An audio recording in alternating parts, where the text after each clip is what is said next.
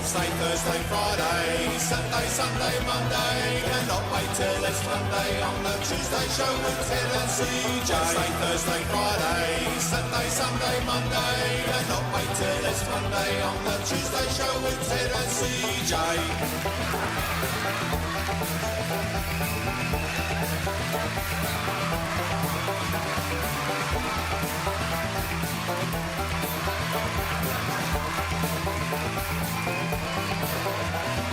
Wednesday, Thursday, Friday, Saturday, Sunday, Monday, cannot wait till it's Monday on the Tuesday show with Ted and CJ. Wednesday, Thursday, Friday, Saturday, Sunday, Monday, cannot wait till it's Monday on the Tuesday show with Ted and CJ.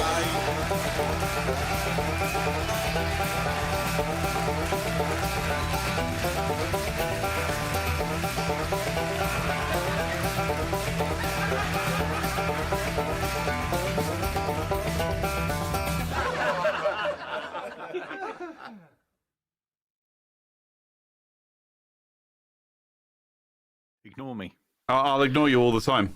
Ignore what I just said. Yeah, everything he just said. Ignore everything that I've said since 1900 hours. Yeah, okay.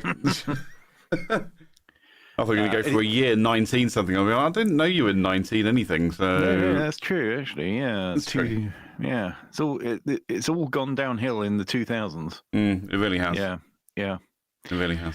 Yeah, but I tell you what else has gone down, not downhill. Tell you who else appeared in our purview. Use your words, Ted. Yes. Since the year 2000, since in this millennium. I'm just talking bollocks here now. Apparently. And that is David, who's in the chat. David, welcome back, my friend. Our friend of the show. Yeah. Friends forever. Yeah. Handy Googler. Yeah. Somebody in the background. Fact checker extraordinaire. You are the show's fact checker. Yeah. It's like Joe Rogan has got Jamie, who does all the fact checking and stuff in the background. We've got David, who comes into the chat when he can be bothered to say hello. Nice to see you back. Here's one for the chat. This might affect nobody. Depends on who's already in the chat. But I would be genuinely interested, and I don't know about you, CJ, but I certainly would like to know whether or not us moving to the 9 p.m. slot, giggity, has actually been is useful to them. Right, hang on. 9 p.m. slot, giggity, just makes it sound like you're going after prostitutes. What? Well, great. I don't know what mental gymnastics got you there. I have no idea. It's been a weird week. Or maybe it doesn't take much to get you to the point of prostitutes, but there we go. Well, in this day and age, in this economy, no. Well, not that anybody could afford it, so. No, I certainly couldn't. No. Yeah. Even if I wanted to. David has said he has ChatGPT now. Wow. So I learned what GPT stood for the other day, and I've forgotten. I've now forgotten what it was. it like actually has a grand pause Torah. Sure. Yeah. Why not? Yeah. Yeah. The Great Pig Tribunal. Yeah. Do you remember the Great Pig Tribunal? Yeah. Do you remember the Great Pig Tribunal of 1874? My God, they were in that courtroom for years. Yes. Generative pre-trained transformer. That's what it was. I learned that. There's no way I could have guessed that, and there's no way I've even remembered it since you said it. Exactly. And that was only a couple of seconds ago. Right. I think I prefer. I just call it chat. I prefer Great Pig Tribunal. Yeah. Oh yeah. Yeah, we'll make that a thing. Great Pig Tribunal. Yeah. And apparently there's been 4 of them. The Great Pig Tribunal 4 is what we're on now. In ChatGPT. So, hey, here's a handy tip. if you're using ChatGPT and you've forgotten what GPT stands for, why not ask ChatGPT? I mean, I feel like I know what it's going to do, but I need to try this now. Okay. What is it? OpenAI.com. It is. What does GPT stand for in ChatGPT? GPT stands for Generative Pre-trained Transformer. Here's a breakdown of what each part means. Generative. The model is capable of generating text, which means it can produce human-like responses based on the input it receives. Pre-trained.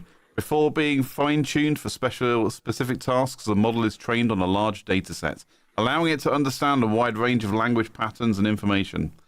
Transformer. This refers to the architecture of the model, which is designed to handle and process sequences of text effectively. It's a type of deep learning model that has revolutionized natural language processing.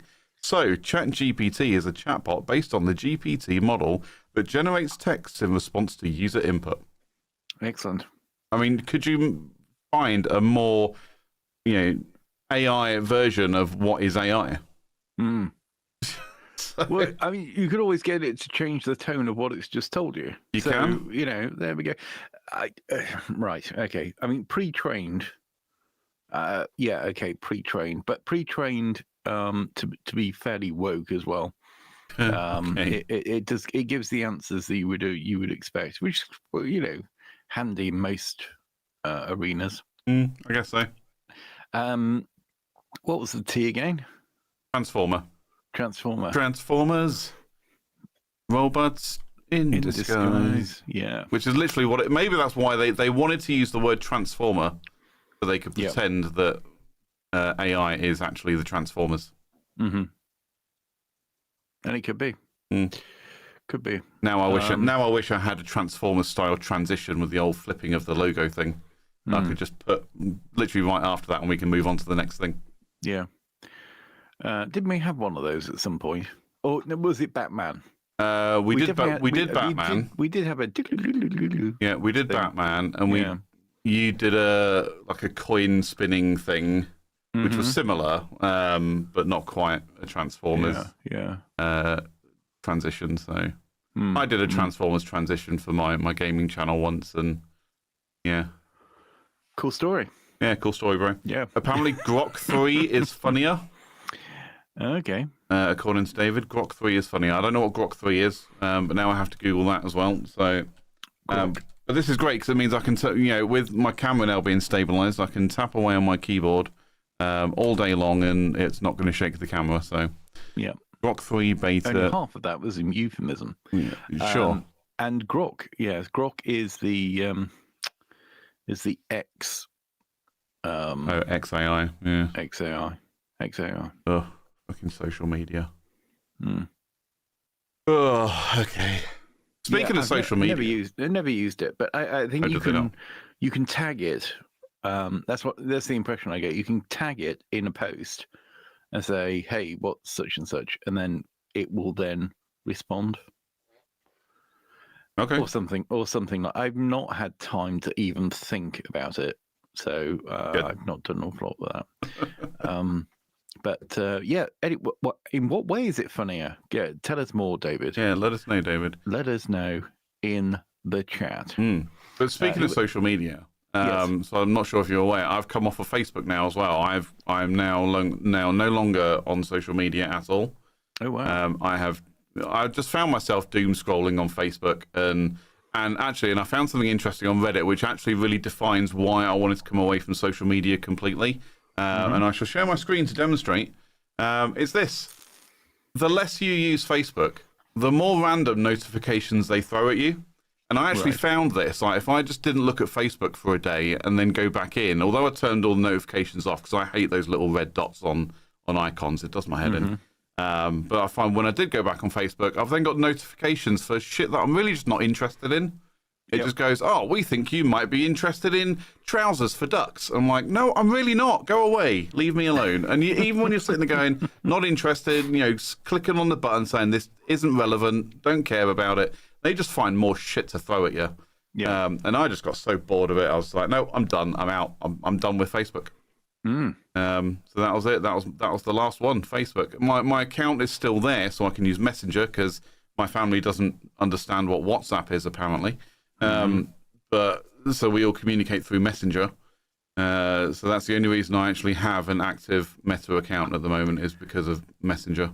Yeah. I mean, the only reason why I've kept it is for sort of work purposes and sort of managing pages, which reminds me that I need to. I'm still going to get.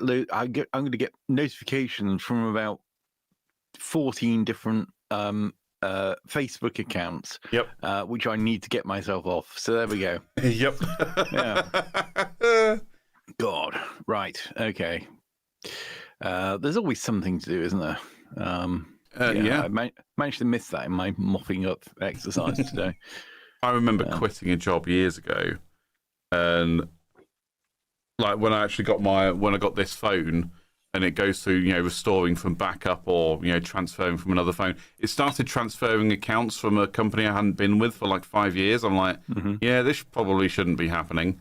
So I delete that, go through, delete all of that stuff.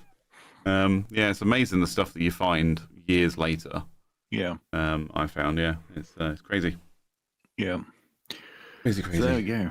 Yeah. What's new? What's new in your world, Ted? What's new in your world? Nothing's new. It's all old or non-existent. Okay. Yeah. That bodes well, doesn't it? No. No, nothing new. Nothing exciting, but who knows? Maybe if you've got something new and exciting for me, get in touch. Wait, what are we talking about here? I've got some new grey hairs. You can have those if you really want. I won't tell you where they are. Yeah, you'll have to guess where they are.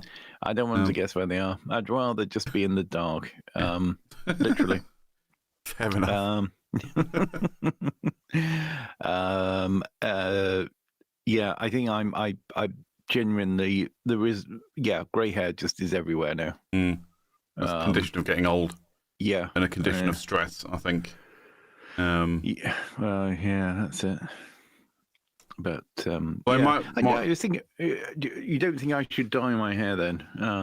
I think you should do whatever makes you happy, bud. No, that's not the answer. Stop being so bloody compliant with everybody, everything that they want to do. Right, look.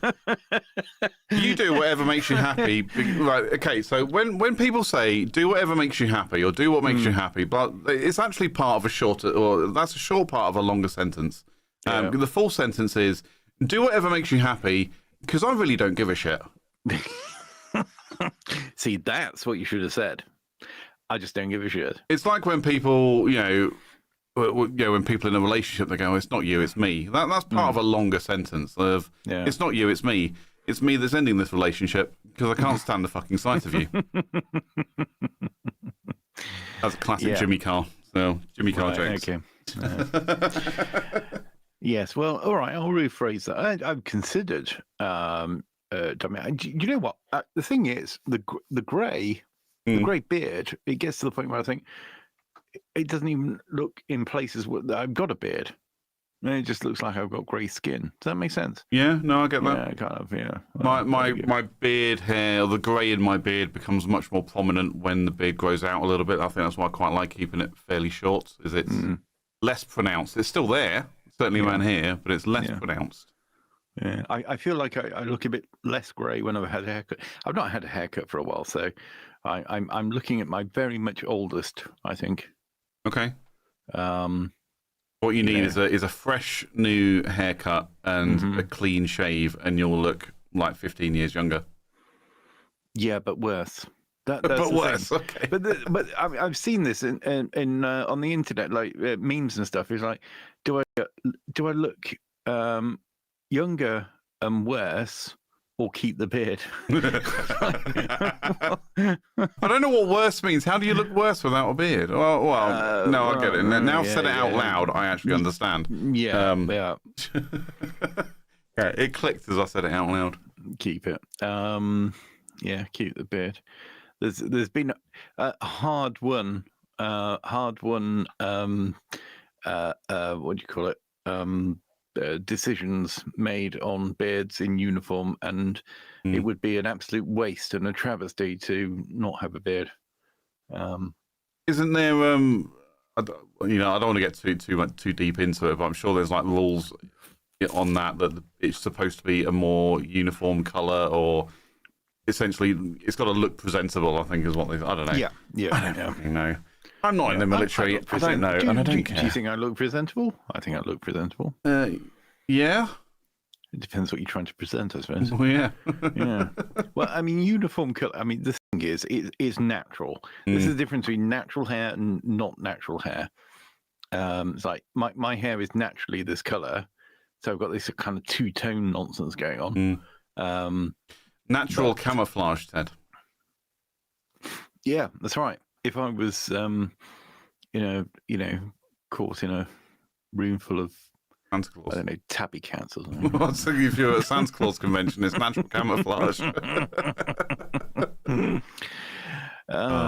Anyway, I tell you what isn't camouflage. What stands out is the fact that the chat is kicking off. Yeah. Still only with David, though. He says, David, this is going back to Grok. He says, if you download the app, it will argue with you, or you set it to be any kind of topics. Okay. Yeah. And you're off to Egypt in May. He says he's off to Egypt in May. Fantastic. I thought that was maybe an example of a topic that you put into the Grok 3 app. Yeah. Maybe. Yeah. But he says the grey does suit you, though, Ted, and I agree. It does suit you. It signifies and accentuates your wisdom. Yeah. Yeah, I think it suits you. Wisdom. That's my nice way of saying you're getting old. Yeah. Anyway, what's new in your world? So a few grey hairs for sure. Yep. I'll say all I can really say. It's been a very stressful week this week. I'm pretty sure I've sprouted many more grey hair this week. But yeah, I mean I can't really talk too much about work and my job and such like. But yeah, it's just been a busy, stressful week. Yeah, I can't talk too much about my job either.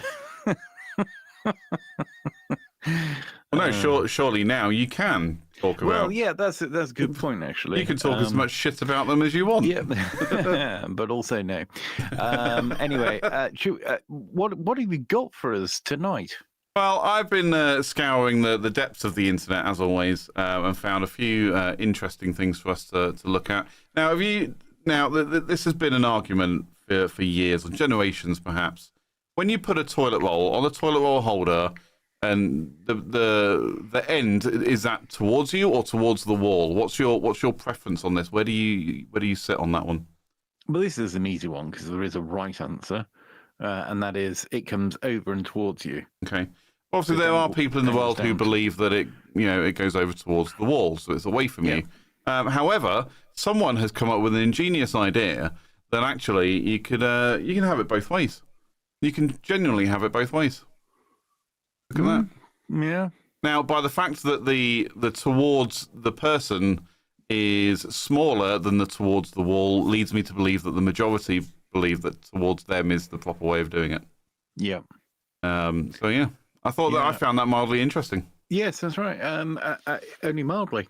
Yeah, only mildly. But the one on the right could be used more because it's just more handy. That might be nearer the person or just at the right sort of arm's length. Assuming that is the closer to the bowl. But I'm looking in the bottom left corner of that picture, which yes, you can see up on the screen there, and it looks like the foot is facing like to like the one where the roll is on the inside is actually closer to the bowl, based on what I believe the direction of the foot in that picture is pointing. The direction that's pointing. But I might be wrong. I don't know. I have no other context, and realistically, I don't want any more context. No. Well, I mean, I would say that configuration of loo roll and it is probably that configuration is called the 69. Okay, if you say so. If you say so. Depending on how you're looking at it. It could be a lot worse, though. I remember seeing a meme once, again, based off this argument over which way is the correct way to have your toilet roll on the holder. And it would say, like, where it's over the top, facing, towards you, it had a tick on it saying, yep, this is right. It then had a picture of it the other way with it towards the wall, and it'd have a cross through it saying this is wrong. So it'd say yes, no. And then there was a third picture of the roll just on top of the holder, not actually in the toilet roll holder, and it just said, you monster. Where it was like an empty core left on the holder, and then the new toilet roll just stuck on top of it. And it's like, yeah, you lazy bastards, just change it over. Yeah. No, I mean, like, no, that is an easy one. But it does make me think of something else, because it's not an easy one to describe necessarily, is it? No, I agree. Which way? And then I saw an advert where somebody was turning a bolt, and they were saying to themselves, righty tighty, lefty loosey, or something like that. That makes no sense. No, it doesn't make. It makes no sense, because if you're turning it right, you're turning the spanner to the left. So from your right to your left. Yeah. So that's confusing. And also, how do you do the whole of the bottom of it is going left, the whole of the top of it is going right. Or vice versa. Yeah. It's too ambiguous. Yeah. It's a stupid little rhyme, and it doesn't help. Yeah, righty tighty, lefty loosey has always confused me, and it's genuinely, I just try and turn one way. If that doesn't work, I then try and go the other way. And that one works. There we go. Yeah. Yeah, but you're right though. But it's like you have to then think about the orientation of the screw, the spanner, or the screwdriver, and which way you're turning it, and it just gets confusing.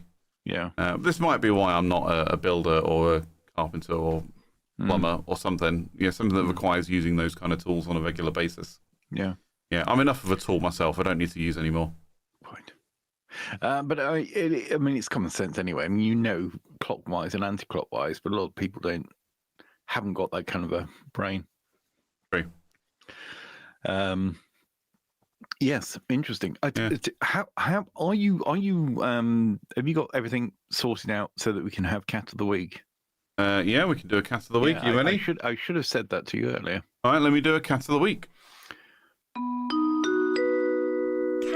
Excellent. It's time for cat of the week. Meow, meow. Okay, you just completely crashed the whole thing. So I'm going to do it again. Do it again, and then I will share with you cat of the week. Yes, I'll be quiet now. Yeah, shut the fuck up. Time for cat of the week. Cat of the week. Meow. It's just the two of us laughing over the top there. Meow meow. Yeah, meow meow. Meow meow. Anyway, this week's cat of the week has to be this one here. This is the world's oldest cat. Who I don't know. I mean, it's hard to prove it, but anyway, the world's oldest cat celebrates her 30th birthday. Okay. I mean, that is impressive. I mean, that's double the average cat life. Yeah, very possibly. Yeah. I mean, divide that by 9. What do you get? What? Well, I mean, cats have 9 lives, so we can now average out how long each life of a cat is. Oh, that's true. Of this particular cat. Yes, but then of course you should also multiply it by 7 to get what it would be in cat years. I thought that was dog years. I don't know. I thought dog years and cat years are similar, aren't they? Yeah, you know what? When I was a kid, that shit used to confuse the crap out of me. It's like, oh, he's 74 in dog years. Like, yeah, a year is a year. Oh, I mean, time is a construct anyway, but a year is a year. A trip around one trip around the sun is a year. So dogs don't go around the sun more times than we do. In the same amount of time. Maybe they do. Maybe they do. Yeah. Maybe every dog is Crypto the super dog, but yeah. Okay, so 30, 7 times 3, 7.21. So that cat is 210 cat years old. Yeah, that's not feasible, is it? No. No. So 7 years just doesn't work. Yeah. I am going to count this because I can't do it in my head. I can't brain today. No, and you can't have a 300-year. Sorry, you can't have a 100-year-old cat that's only 15. 150-year-old. True. I don't know. I mean, there's. Well, 15 times. Well, it would be half 210. That would be 105. So yeah, 105 cat years if a cat survives for 15 human years. Yeah. It would be 105 in cat years. But yeah, it's actually So per life, cats have 9 lives. So over this 30-year span, it's 3.3 or 3 1/3 years per cat life. Per cat life, yeah. Yep. Isn't long at all. Yeah, I realised that the reference to this that I found doesn't actually have the name of the cat. Oh, which is a shame. We should have the name of the cat. Now, let me see if anybody's commented the name of the cat. there you go. Her name is Millie. There we go. First adopted in 1995. Imagine having a cat for 30 years. Well, there we go. Imagine having a name like Moondragon. Yeah, I'm assuming Moondragon is not talking complete nonsense. I'm just saying it as if it's fact. I don't know who Moondragon is, but anyway, Moondragon then goes on to say the world's oldest cat ever lived. The world's oldest cat ever lived 38 years. She was called Cream Puff. The world's oldest cat ever lived 38 years. He was called Cream Puff. I think there's supposed to be a comma in there to make that sentence make a bit more sense. See, grammar is important. Yeah. Grammar is the difference between knowing your shit and knowing your shit. Yeah. I don't know. I don't know whether to believe what Moondragon has to say, but Moondragon, if you're listening. What was that thing about Dragon Age? Sorry, scroll back down again. What was that thing about Dragon Age I saw? Keep going. Keep going. I feel like I'm doing a breathalyzer test. Keep going. Stop. Dragon Age. The Veil Guard director is leading an unannounced game for Wizards of the Coast, which recently hinted at more Baldur's Gate. Okay, that was less exciting than I thought it was going to be. That was just a collection. Those are all words I've heard before. Yeah, so they're all words. I could read it at a push if I wanted to, but it doesn't make a great deal of sense. No, and someone's saying thank you. Yeah. Well, there we go. All right, I'm going back to not sharing your screen anymore because it's got some weird shit on it. It's going to distract me for a little longer. So there we go. That's the world's oldest cat that is currently known about. It's 30 years old, and her name is Millie. There you go. And I did see a clip, a news clip, where he was saying the owner of the cat, whose name I don't recall, he was saying that actually the secret to this cat's long life is that actually since his wife died, he's been treating the cat to a new diet, which consists of warm chicken, salmon from Marks and Spencer's or something, and all sorts of sort of non-cat food, but human food that cats really like. Now, speaking about Marks and Spencer's. Yeah. So I went out to a meeting at the back end of last week. Yeah. Where that was going. But my main takeaway from it was nothing to do with work. My main takeaway from this was the people that I'm dealing with clearly have too much time and money. Because they do all their shopping at Marks and Spencer's. They were looking at hot cross buns because it's coming up to Easter. They were looking at hot cross buns on the web, and they ended up on the Marks and Spencer's website at all the different flavors of hot cross buns that there are. I thought there was one flavor of hot cross bun. Hot cross bun flavor. Hot cross bun flavor. Yeah. But no, apparently there's like lemon and there's chili chocolate and all sorts of weird and wonderful flavors of hot cross bun, all from Marks and Spencer's. And the other thing that I took away from it was it seems to be a thing that you're supposed to reseed your garden in the spring. Now, I've never done this before. Never, not once have I ever reseeded my garden, but everyone in that meeting, and there was like, 6 or 7 other people there, And they're all going, oh, yeah, I went and bought some grass seed the other day. I was in a meeting with another guy who bought some grass seed, and that prompted me to go buy some grass seed. And somebody else would be like, yeah, I was just walking around B&M and found some grass seed, so I just bought it and used it. I'm like, am I supposed to do this? I feel like I'm behind a curve somewhere, of buying grass seed and reseeding my garden. Yeah. I just don't know if it's necessary. I don't have a thick, full, luscious, ideal homes kind of garden, but there's green grass outside, and that's all I really care about. Well, there have been various occasions where, certainly in springtime, when the weather gets a bit warmer, I've been out and done some reseeding. Yeah. Not a great deal to do with gardening. I was going to say, what's that got to do with gardening, Ted? But no, surely if you look after your lawn, it looks after itself, or words like that. Yeah. I am in the market. Sorry, dull moment, everybody, but I am in the market for a new lawnmower. I have a Flymo Hovervac, so it's a hovering Flymo lawnmower that hovers over the grass. But I've decided I need one with wheels. These hover things just don't work on lumpy grass, on lumpy terrain. I mean, I'm not talking I've got like mounds or anything. It's not like hiking a valley or something, but it's not perfectly flat, so it does struggle a little bit with it. So I need a new lawnmower with wheels, but what I then want to get is a mulching lawnmower. I don't want one that collects it into a basket that I then put into the green bin. I want it to spread back all over the garden to help feed it. What I want to do. Is that a thing? Yeah. Oh, yeah. You can't do that if you let it grow too long, though. Well, no, because as it goes through, it literally mulches it up into tiny pieces. Okay. So it decomposes quickly on your lawn and essentially just puts all the nutrients back into the soil.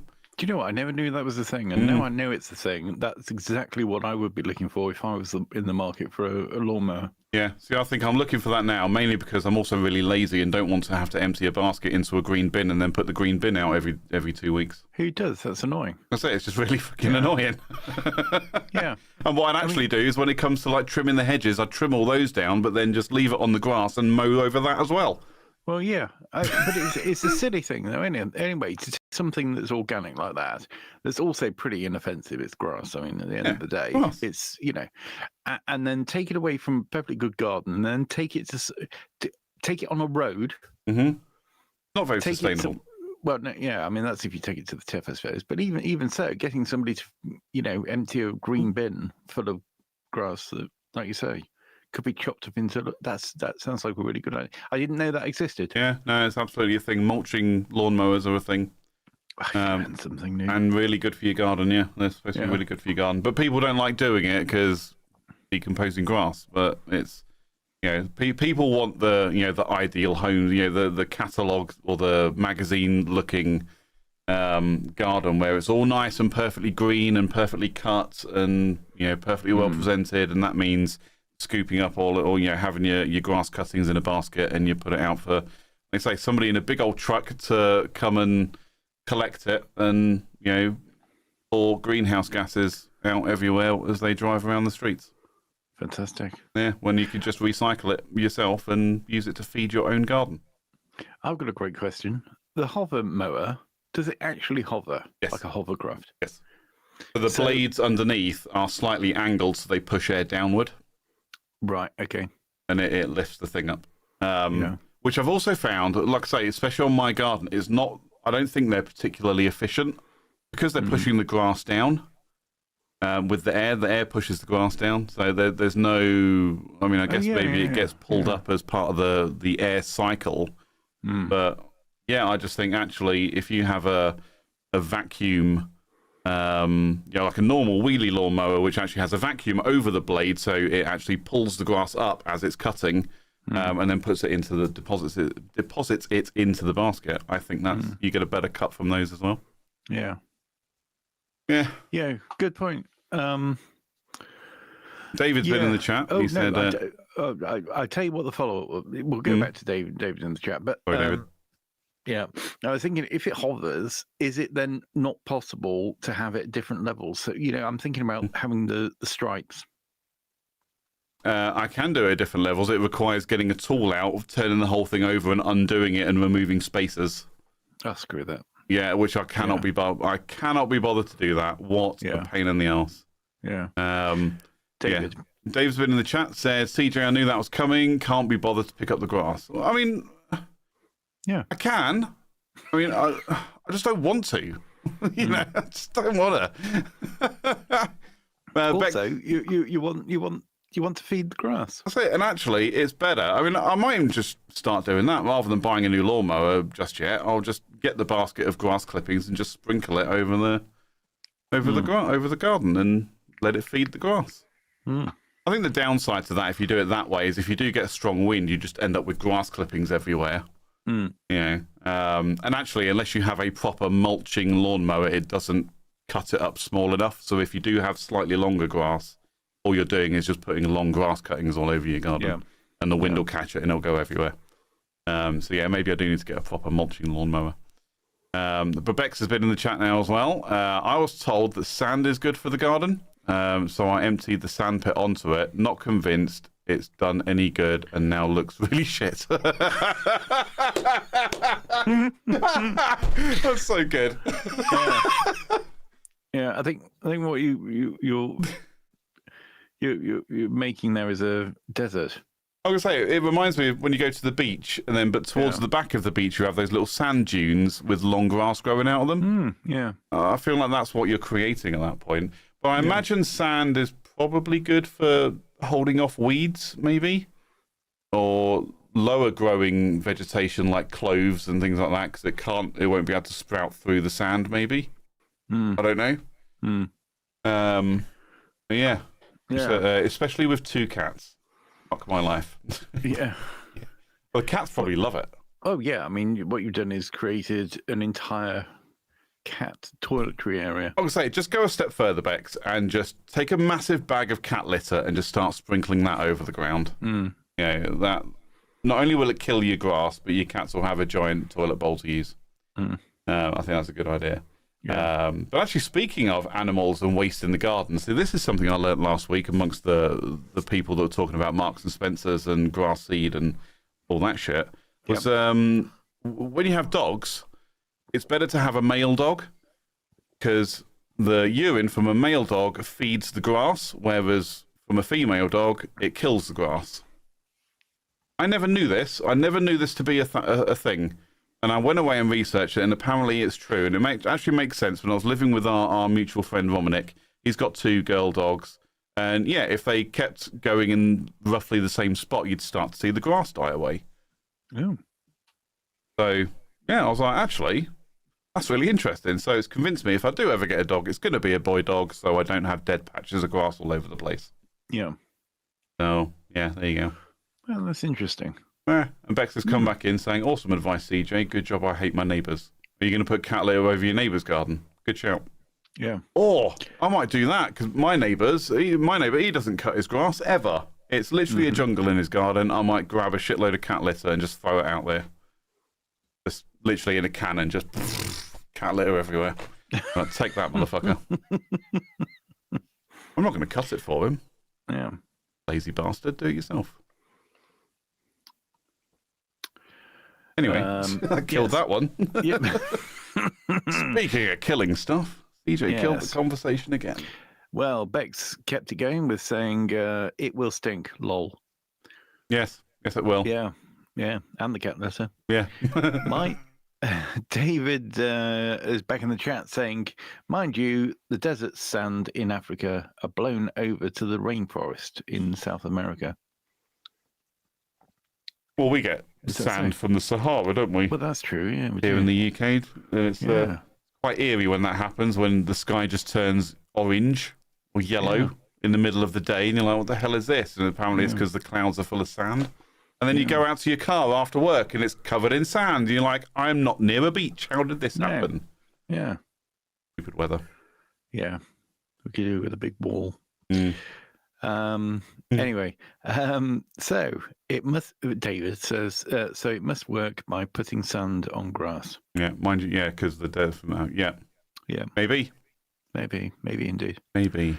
Although you would have thought, therefore, that the desert itself would then be sprouting grass. It's too dry, though. I think that's the problem. Yeah. It's too dry. So there's no chance for vegetation to actually grow. Even though, and I was watching a really interesting YouTube video the other day from a channel called the Plasma Channel about how to extract water from the atmosphere in Africa. And it's like there was like certain parts of desert style or desert terrain Africa where first thing in the morning, just before the sun rises, it's fog. Essentially, it's fog. But if you can run enough electricity through some scientific thing that I don't fully understand, it essentially just condenses that water onto collection plates and then drops it into a tray, and you can start collecting water, which you can then use for like irrigation and things like that as well. I was like, that's clever. But yeah, apparently, so there is water in the desert, just it comes and goes so quickly because it's so hot that nothing can actually grow effectively. Yeah. Unless it has constant irrigation. There used to be, I don't know if it's in print anymore, but there used to be like a quite large sort of paperback thing that you could get. It was like, what do you call it, landscape book. And it was the SAS Survival Handbook. And it gave you all the tips you might possibly need, and finding water where there isn't. I mean, it was full of stuff like making fire out of a dog or something, and all this sort of stuff that you would think is impossible. But one of those things was how to create water from pretty much nothing. And then you get the infantry version: how to make fire with a match, how to dig and run. Yeah. How to drink your own pee because you're really thirsty and there's nothing else around. Yeah. How to get pissed and end up at Colchester Nick. Yeah. Classic. Oh dear, oh dear. I was going to tee something up. What else have you got for us? I was actually going to go on to another animal segment following on from the cat. Oh, brilliant. Another cat? It's not another cat. It is actually, in fact, a cow. During an evening dog walk, this person happened upon a cow with a chair on its head. Oh. I found that mildly interesting. Yeah. Because even cows need to sit down sometimes. Yeah. Yeah, because... On its head? Yeah, on its head, apparently, yeah. Yeah. Well, I think it just put its head through the arm of the chair so it could transport it, because, it doesn't have opposable thumbs. Well, that's true. And also, the cow clearly needs the chair somewhere else. Yeah, exactly. So, transport the chair with you, because occasionally it might want to sit down. Yeah. So, there you go. That was my my mildly interesting animal follow-on from the 30-year-old cat. Yes. So that was Cow of the Week. Moo moo. Oh, hang on. Okay, I was going to press the thing again, but I bailed. I bailed out. Oh, dear me. Oh. Let me just have a look. I do have another animal related go on, one. let's have another this animal one's one. duck related. As in our theme song with a quack quack at the end of it. The classic theme song when we used to go quack quack. That kind of duck. But apparently there was a duck in someone's chimney. So there you go. It's just a duck inside a chimney. Because, because it's a duck. Ah. Yeah. Quackers. I agree. Yeah. Do you know what I've not had for a while? Roast duck. No? Not even like some crispy duck from your local Chinese? Well, yeah, but that's not quite the same, is it? I mean, back in the day, you used to have duck à l'orange, duck in orange sauce. That was always very nice. But I think that's a bit too much for it. That's considered to be a bit of a 70s thing now, or 80s perhaps. Maybe, yeah. Duck l'orange. Yes, with a prawn cocktail starter. Yeah, I've never had duck l'orange, and I do not like prawn cocktail. Oh, right. Yeah. I like crispy duck from the Chinese, but I've never had an actual duck on like a bird on a table. I've also never had duck. Sorry,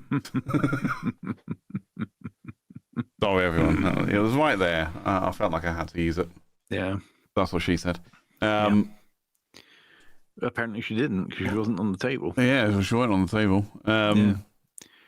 Yeah, I've had crispy duck from the Chinese, but I've never had an actual get a turkey at Christmas that you then carve, and never had it. Yeah, I don't know what it's like. I assume it tastes much like what you get at the Chinese. Yeah. The problem with duck is it's very expensive. Right. There's quite a lot that gets put on the bill. Hey. That reminds me of an episode of Count Duckula from when I was a kid. Yeah. And it was like, don't forget, you need to, pay as you check out. And he goes, just put it on my bill. And he puts he was in a hotel, and he's like, I need to get I'd like a newspaper. And he's like, should we just charge it to your room? And he's like, yeah, just put it on my bill. And then the newspaper gets sellotaped to his bill. Yeah. Classic duck humor. Classic duck humor.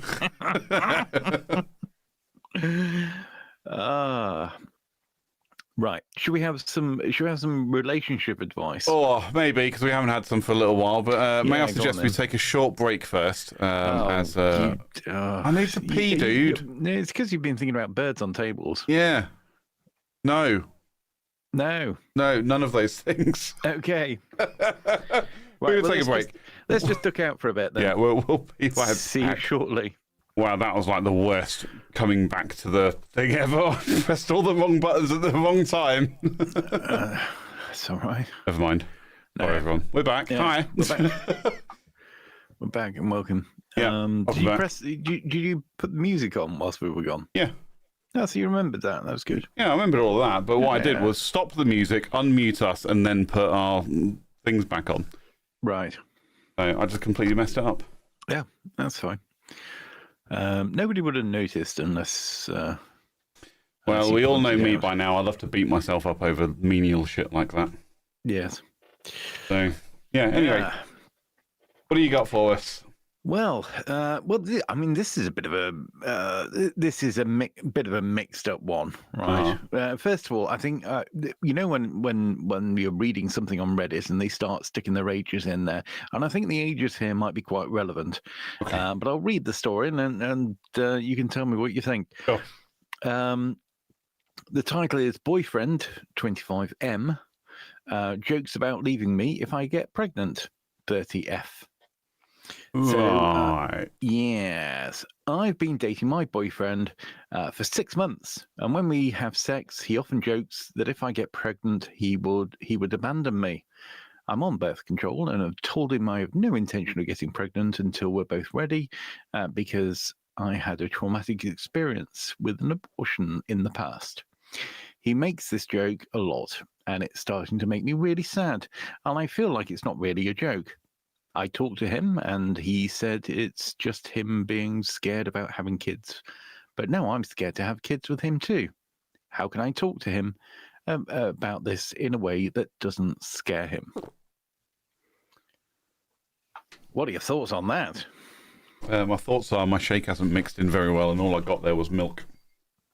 Never mind. That's what she said. Yeah. My milkshake brings all the boys to the yard. I don't know. What do you think?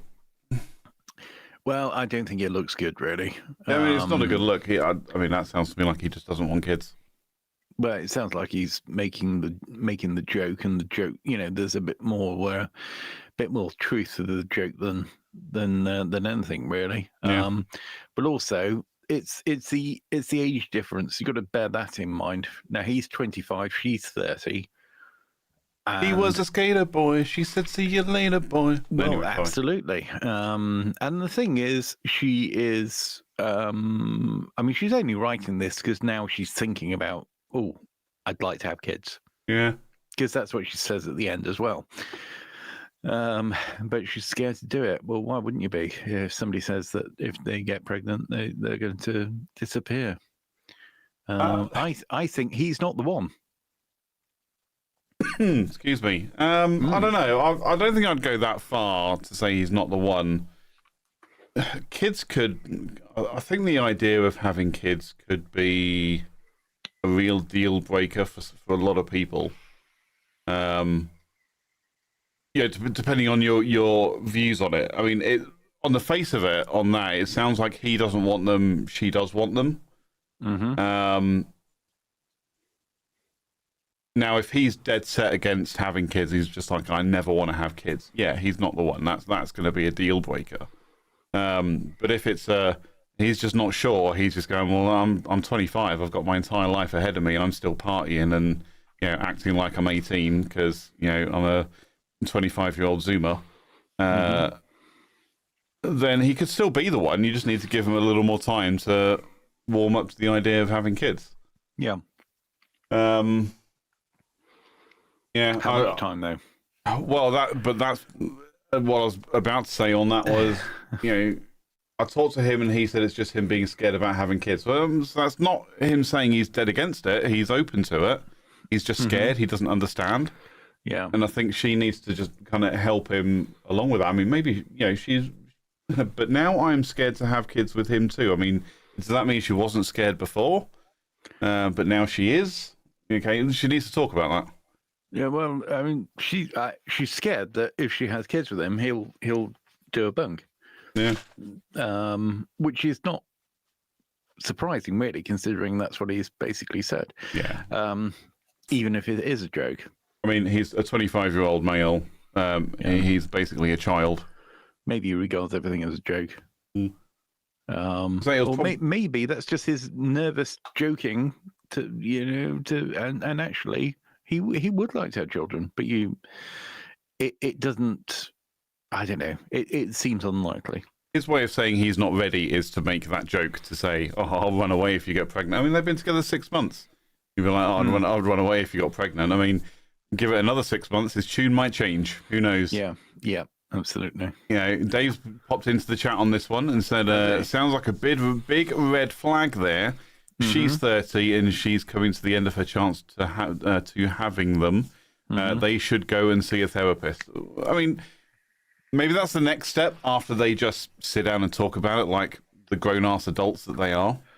But he's quite clearly not emotionally mature enough to deal with kids. He's very scared. He's quite clearly scared about it. But if it's something that if she really wants, she needs to talk to him to find out where he's actually at with that. Because that could, I think if he's not nurtured in the right way, that will just turn into, I never want to have kids. Yeah, and I don't think couples counselling at 6 months into a relationship is probably the right time. I don't think it's necessary at that point, yeah. Yeah, David's point is absolutely valid, because the thing is, if she thinks, well, he's not ready or, whatever it may be, give him a bit of time. Yeah. If she gives him 5 years, if she waits until he's her age. Okay, 3 on good behaviour. Yeah, gives him 5 years, she'll be 35. Yeah. And then what? What if he doesn't want them then? She's got to give somebody else 5 years. Then she'll be 40. I think some of it comes back to, I mean, I've never liked the whole, commentary of, oh, my biological clock is ticking and I'll knob off. I mean, okay, yes, it gets riskier the older you get. Yeah. I understand that. I think medicine has advanced well enough to mitigate a lot of that. I won't say most, but a lot of that risk. But the risks will still be there. But the risks are there no matter what. It's not just the risks. Obviously, there are risks, but there's also the possibility of not being able to. Yeah, well, that's what I mean. That's the whole, IVF is a thing. Okay, it can be costly, but there's adoption, there's surrogacy, there's a few different options there if you were dead set on having kids. But the thing is, I don't know. I'm not a woman. I don't understand how we should feel about that. I don't understand how women feel when it comes to the experience of bearing a child yourself. I'll never understand it, and it's difficult for me to comment on it, but I don't know. I think if you were that set on having kids, even if you're 40, 45, you will find a way. Potentially.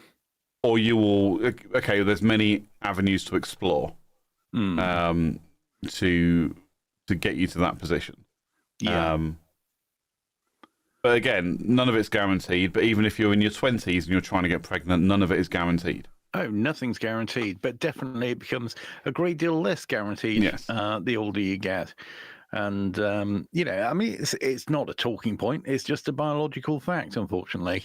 And whilst he might, make silly jokes when he's 25, he might make silly jokes when he's 35. But if he's 35 and she's 40, the impact is on her. Yes. So she needs to sort. I think she needs to sort it out. They definitely need to talk to each other about it. I mean, need to talk about. Ted disappeared on us. Oh no, now he's back. Welcome back, Ted. Hello. Hello. Hello. Welcome back. You disappeared on us for a moment there. So they definitely need to sit down and talk about it. But I mean, the face value of this Reddit post is he's immature at the moment and probably shouldn't. But yeah. So what else have we got? So the big red flag. Bex has just jumped in the chat. I think they just need to have the conversation about whether or not he actually wants children. Excuse me, at any point, and then she should make a proper decision. Yeah. But yeah, that's fine. Yeah, no, they should have that conversation. The problem is the conversation might be that he's not ready, which that's the problem. Yeah. Because by the time he's ready, she might be beyond ready, or not willing to wait, which is perfectly understandable. Agreed. Good. We sorted that one out. Yep. Well done. We've worked that one out. We've solved the internet. Yeah, we fixed the internet for the day. Yeah. Our work here is done. Yeah. Bex has come in and said, or Ruby said, I agree, Bex. And then Bex said, at least she will know where she stands. Yep. Exactly that. I mean, I don't make a secret of it. I decided a long time ago I didn't want kids of my own. Mm-hmm. But I mean, I think there's a deep psychological thing going on there, and I think a lot of I don't trust my own skills. I don't trust that I'd be able to, I can barely trust that I can keep myself alive, let alone a small version of me. I don't want to. I don't want to take that risk. Not for me. Fair enough. Yeah. So cool. How's about some interesting clouds? Okay, I thought we were going to say, how about some music? I mean, we could do that. I was having a flashback to when we used to do the music there. I mean, sorry, go on. Yes. I can put on some music. You know what? Let's put some quiet music on in the background. There we go. A cloud. Here you go. There's a cloud. Look at that. It looks like a spaceship. It does. It really does. I don't know why I found this mildly interesting, but I found it mildly interesting. It's because it looks like it's at the end of the road. It really does, actually. Yeah, it looks like you can. At the end of the road, and there's going to be that cloud. Going to beam you up. You're going to get past that road sign that's right there, and it's going to beam you up. Yeah. So. UFOs. What's your thoughts? I mean, anything that we don't know what it is when it's in the air is definitely a UFO. They don't call them UFOs anymore, do they? They call them something else. I don't know. I'm going to Google it. New term for UFO. UAP, unidentified anomalous phenomena. Phenomena. Okay. They don't call them UFOs anymore. They call them UAPs, unidentified anomalous phenomena. Because, I mean, anything that's in the air. I mean, God, I remember when I was younger, I was camping somewhere and we saw what I now understand to be the old Chinese lanterns just floating through the air. And all I saw was just this orange little flickering light in the sky. It was dark. I didn't know what the hell it was. So I'm like, that could be a UFO. Yeah. Could be a low-flying airplane or a hot air balloon, or why anyone would fly a hot air balloon at night, I have no idea. But it just turned out to be Chinese lanterns. So but at that point, it was a UFO to me. Yep, absolutely. It was an unidentified flying object. I agree. UFOs do exist. UFOs exist because that is a perfectly reasonable term for something that's not identified to you or somebody else. Correct. Here's a different question for you. Go on then. Do you believe in extraterrestrial aliens? I do. Excellent. I do. Yeah. What, like close by, far away? I'm sorry, what? I mean, do you think they knock around here? I don't. Well, they might be on Earth. I don't know. You look at some people in the street and you think, Jesus, where do you come from? Yeah. No, I believe in extraterrestrial life. I don't believe that in the vastness of the universe, how big it is, that we could be the only intelligent life forms in the universe. I just don't believe it's possible in this tiny speck of a planet that we live on. Yeah. We just can't. Can we? When you think about bugs and insects, bugs and insects fascinate me. You just think, well, there's, ants that live in the UK, go to the polar opposite or the complete opposite side of the world. Guess what? There's ants there too. Yeah. Or there's life forms that exist in some places but don't exist in other places in the world, but you think there are similar things, or there are other life forms that exist in those places but not in the first one. And you just think, well, they've all come from somewhere. Yep. So surely the same theory could apply for aliens in space. We've all come from somewhere. We've evolved from something. I don't know. I'm not a scientist. I don't know the true facts behind it. Oh, okay. I believe in evolution. I don't believe God made us. Who the hell's God? And if God made me in His image, fuck me, that guy's ugly. But we clearly have come from somewhere. But like I say, we don't know how big the universe actually is. Even just think about the size of our galaxy on its own. Our nearest star is, I want to say, 4 point something light years away, maybe 7 light years away.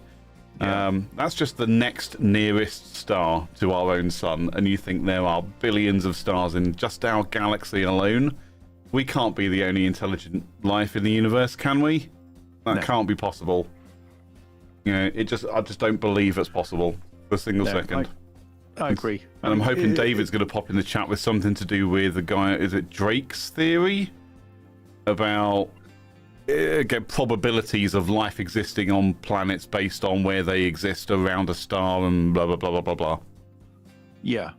Well, it seems that, if you've got something that's, next to infinite, why would there not be a life somewhere else? And it can exist in a completely different way in which life exists here, and that even happens here. I'll just share you this, because this is definitely a thought. Yep. Which is, if you think about it, down at the bottom of the ocean, we've got some weird shit. Oh yeah. Okay, like much weirder than you would even imagine when it comes to aliens. And when they do films and TV and stuff like that, and they've got an alien, it's just like, it looks like a human. It's green. It's got like a bit of a bulbous head.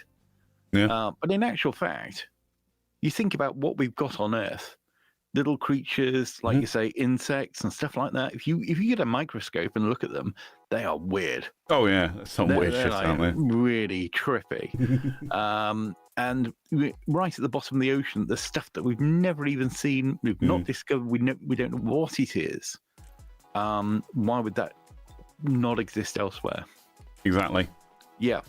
Exactly that. And this whole, you said about stereotypical aliens or whatever, how we portray them in film and TV and books and things like that. And sure, there could be some bipedal species that live out in the galaxy or in the universe somewhere, but they could also be, 100-foot tall spiders. Who the fuck knows? Yeah. They could be completely they could be fish that walk on the earth. It could be, we could go into you mentioned last week about Family Guy and the multiverse thing that goes on. There could be a planet out there where dogs rule and humans are the pets. Yeah. Or humanoids are the pets. Who knows?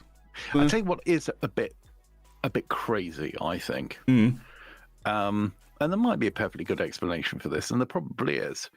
But isn't it kind of weird that if you think about, there's us, there's elephants, there's giraffes, there's fish, what else? Cats, duck-billed platypi. Different types of humans that have been, all sorts, right? Vegans, lots of different types of creature. And we all share the same thing, which is we've got two eyes. Mm-hmm. What the hell? Why is it two eyes? I know there are creatures with more than one, more than two, rather. I mean, there's many creatures with more than one eye. Yeah.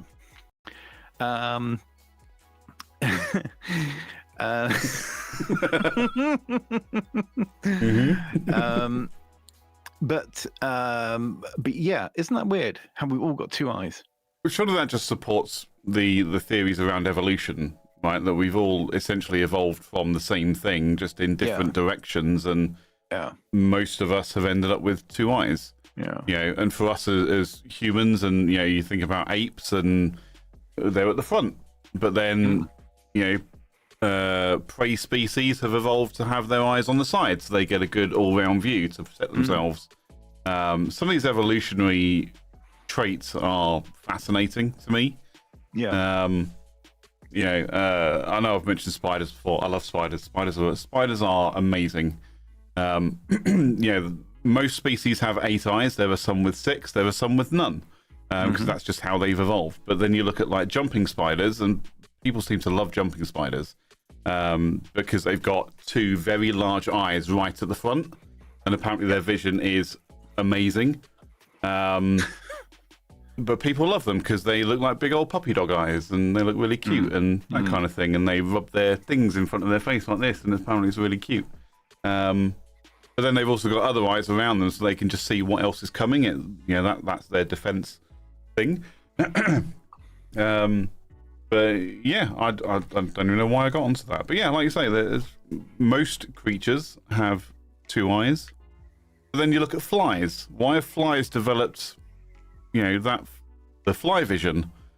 You know, where it's that kaleidoscope type thing that I can't remember what it's called. Multi something eyes, and it's where they basically have millions of eyes built into their 2 eyes, you know, so they can see all round, but it means that their vision's actually pretty terrible because there's no depth perception or anything like that. Yeah, that's because it wasn't evolved over a long period of time. That was just done on the fly. Hey, there it is. But yeah, it means that they've got terrible vision, you know, which is why they all act drunk when you try and catch them, and why they're actually really good at evading you, as you know, when you do try to catch them, because they can see and feel you coming a long way off. Yeah, they're very, very good at that. But where's I going on that? But yeah, like you say, it just kind of proves the theory that actually, for the most part, we have evolved from the same source material, if you like. Yeah. What do they call it? What's the thing that crawled out of the sea and we all evolved from? Got a really fancy word and it's gone right out of my head. It's in a song that I really like. Luca? Badger. Luca. Luca, and it's actually got it's an acronym or a mnemonic, something. Right. Anyway, it doesn't matter. So yeah, but then again, so on another planet, they may all have 8 eyes because that would be their evolutionary process. Yeah. You know, who knows? They may have gills because they live inside a gas giant, and actually that's the only way they can survive is just by filtering out bad particles from the atmosphere. And speaking of which, David has been in the chat for a few things that we've missed, so apologies for that. Well, they have proven it, whether it's intelligent life, but there is life out there. Okay, they've seen planets with the same gases and atmosphere as us, which proves life on other planets. In question. Okay, these gases would only appear by having life. Possibly. I'm not sure. I mean, I'm not the fact checker. You are our resident fact checker, David. So I'll take your word for that one. Yeah. Again, so also, if you shifted our orbit as planet Earth, if you shifted the orbit, so it was, I think, maybe just like another Earth's diameter away, the planet would cool down too much that we wouldn't be able to live here. Yeah, the planet would be too cold. Yeah, found that one quite interesting.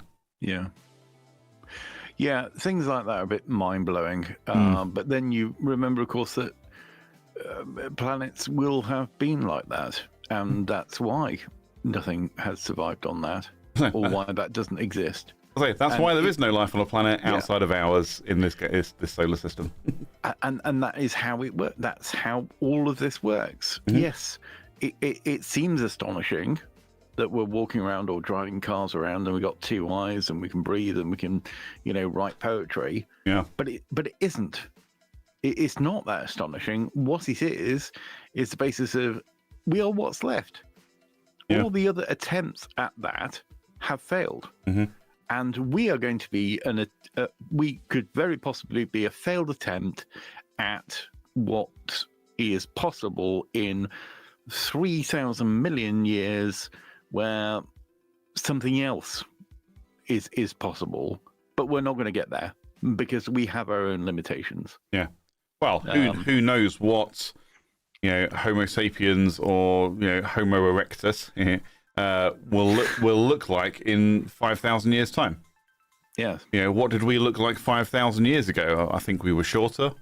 Mm-hmm. I think there were some quite key differences in bone structure, and we've evolved over time ever so slightly. 5,000 years is not a long time to evolve, but there are evolutionary differences in that time frame between us and them. So what are we going to look like in another 5,000 years?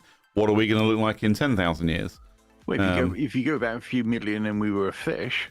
Yeah, exactly. Go forward a few million. We're bigger fish. Yeah, I mean, I don't know how long the planet's going to last. I still think there's a few million years in it. Well, the sun's going to last for another, 100 billion years or something. So, we're going to be okay. I think planet Earth is going to be all right in the end. Mm-hmm. I mean, we're likely to kill it long before then, but it will figure itself out, and we'll start again. Yeah. So, yeah. The thing is, if we get wiped out by something, which is, why wouldn't be, at some point, the planet will go back to the way it was anyway, as if we didn't exist. Exactly. Quickly. Exactly. It will actually. I think it would. It would fix itself relatively quickly. Yep. And it would just go back to normal, and life would rebalance, and then the next, what do they call it? Haircut. Yeah, haircut. Rock, paper, scissors. Top of the food chain, alpha species. Bravo, Charlie. Yeah. We're at the top. We have no natural predators. We are a virus on this planet, if you like, and we're just consuming resource and destroying it. So we'll get wiped out. The planet will reset, and then the next, top tier species will come along and maybe do the same thing. Who knows? Well, this is the time to bring in David and his latest insertion. Yeah, he came in with the key gas was methane, or methane if you're American. When that goes back to the proving life thing on other planets, I think maybe that proves there were cows on other planets, because cows fart a lot. That was a cow farting joke. Yeah. Never mind. Do you think we as humans are the first civilization to live on Earth? No. No, not even close. Neanderthals were the first. We're not people act like Neanderthals, but we're not Neanderthals. Actually, I found that one out a few weeks ago as well. Yeah. Actually, Neanderthals and Homo sapiens are two distinct species. I didn't realize that. I thought we were just evolved from, we were just kind of the next step in evolution from Neanderthals, but no, apparently two completely distinct species. And Homo sapiens were just better.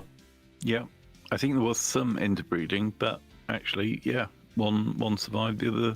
Yeah, everyone's got their kinks, haven't they? So. The other died off. But then it's hardly surprising, is it? Because the thing that different species and different types of animals do is kill each other until one of them's all dead. Yes. So that's basically what would have happened. Yeah, if you're competing for resources and space, that's exactly what happens. Yeah. But if we're realistic about things, I mean, in fact, we can dig up bones and bits and pieces and bits of old humans, and it goes back a fair while. But that's a very small amount. I mean, it takes it has to be the right conditions for bones to not over a period of time just completely disappear, just biodegrade. So in the majority of cases, the bones are gone. All trace is completely gone. Yeah. And everything about the earth, it's all churned up and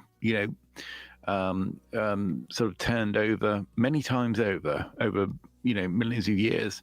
In terms of a previous civilization, yes. And there are scientists that suggest that there could have been some sort of event 12,000 years. I think they say about 12,000 years ago that wiped out civilizations, and then we've sort of built back after that. Yeah. That would make perfect sense. When we think about the known history of the human race, you get what? Egyptians, Romans, Aztecs, civilizations that do go back thousands of years, but then what was before that? Yeah. What happened before then? Well, the thing is, you look at some of the stuff that was built. Yeah. Some of the stuff that they probably would find it very difficult to recreate. Yeah. And I know life's easier when you've got a whole load of slaves to deal with things. And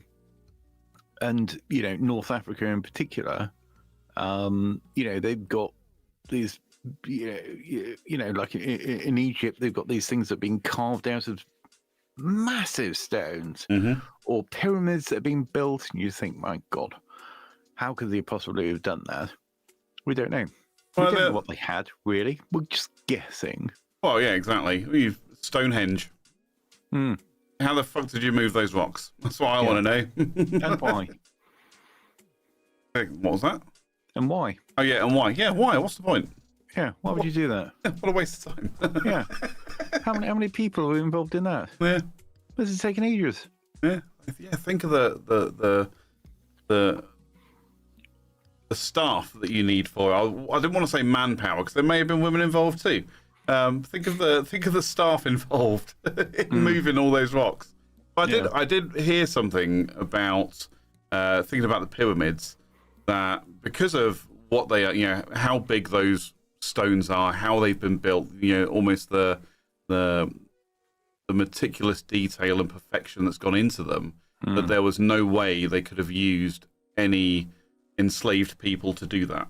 Yeah. Because they would have just refused, and they all would have rather died than, lifting thousands of metric tons of rock. Or they all would have died from lifting thousands of metric tons of rock, under the watchful eyes of the enslavers. But actually, they were probably treated quite fairly to get those projects done. And you could even consider it some of the earliest examples of, good and clean project management from, obviously the pharaohs or whoever the fuck wanted them built. And for whatever reason they wanted them built, but it meant that the workforces actually would have been treated pretty fairly and provided some quite sophisticated tools to do the job. Just because of how detailed and what's the word I'm looking for? Like clean. I don't know. Just to build those shapes the way they've been built to make them look as good as they do. Yeah. They would have needed a loyal workforce to do that, not an enslaved one. Yeah. So, which I found interesting. I mean, there's also, you think about the sort of long-termism of the whole thing. I mean, people were starting projects knowing full well that they would never see it out. Yeah. I mean, you'd never get that these days. People want instant results. I don't know. You should carve something out of a solid bloody great big thing of something else, are they? Because if they know that that's going to take many, this is a project, it's going to take us 150 years. Who's going to bother? Well, you say that though. Think about some of the projects that do go on for years. Especially let's think about government-led projects. Governments that will start a project that's going to take 10, 15 years to complete. They know they're not going to still be there, to see that project finish. Prime ministers and secretaries and ministers, they're going to be long gone. Yeah, and they're just going to be like, well, we started this, so you just get to finish it now. Thanks, see you, bye. Yeah. That's it. And sometimes I feel that way at work myself. I start a project and sometimes I think, I'm probably going to be dead before this thing's done. But that's just, that speaks more to my project management skills than anything else, I think. Yeah. Yeah. Yeah. Dave's been on. Yep. Go on. He said the rocks from Stonehenge came all the way from Wales as well. I think that's the working theory, isn't it? I'm not sure how true it actually is. Again, how do you prove that? I'm not saying you're wrong, David. Absolutely not. But I'm curious to know how they know that for a fact. Well, I suppose rock's pretty standard stuff, isn't it? I mean, if you can tell where certain rock starts out, or certainly where most of that rock is, and then you've got a little bit of that rock, 300 miles away, you're probably going to be onto a pretty good guess that somebody shifted it. Yeah, you could make an educated one place. Yeah, absolutely. Yeah. He also said, true, CJ, they would have had to be artisans to create something so unique. Yep. Well, yeah, absolutely. Yeah, I was talking about the pyramids. Yeah. How long did it take to make the Eurotunnel? Years. Oh, yeah, that was a long time. But look at HS2. That's the current big government project that's a massive failure because it's gone on for too long. I mean, how long has HS2 been going now? 5 years? No, it's got to be easily like 7 or 8 years by now since the conception and start of that project. Well, governments have been and gone in that time. Yeah. But we're still paying for it and we're still doing it. Okay, it's been scaled back a lot, but someone else is still picking that up. Yeah. Well, it's one of those things that you just like, well, there's talk about it and then you forget all about it. It's like the Channel Tunnel. I remember completely forgetting all about it until one day it was like, oh, look, there's the English and the French are broken through and they're shaking hands. And I'm like, well, didn't see that coming. Yeah. So when did that happen? Some things actually worked. Yeah, I mean that blows my mind anyway. It's like, how do you do that? It's like 22 miles or something, isn't it?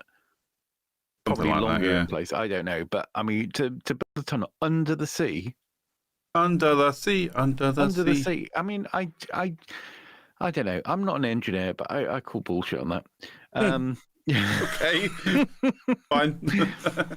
I don't know how. I don't know how they're doing it, but that just doesn't seem right. How under the sea? Magic. Under the sea, the sea's deep, right? That's what I always thought.